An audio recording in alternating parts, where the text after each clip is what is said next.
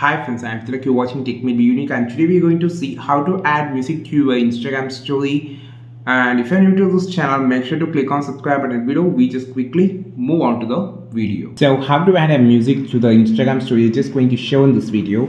So first of all, I'm just going to add any post to my story. So I'm just going to add this post to my story. I just need to add a music here. So I'm just going to resize this post and just going to keep on the top.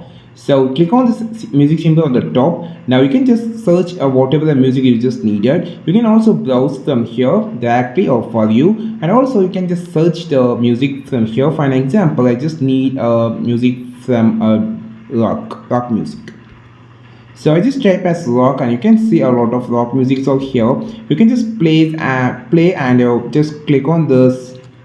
You can see there is a lyrics is not available for this video, so you can just set it only by two things like this, and you can also adjust the seconds by dropping. So you can adjust change the 15 seconds up to there is a limit of 15 seconds. You can just join it, and you can just change the lyrics where you just needed. So I just going to choose another. So we just going to, yeah, this audio has lyrics, so you can just change to the which thing you just needed, and you can just also change the lyrics like this, which lyrics you just needed, and you can just set it directly.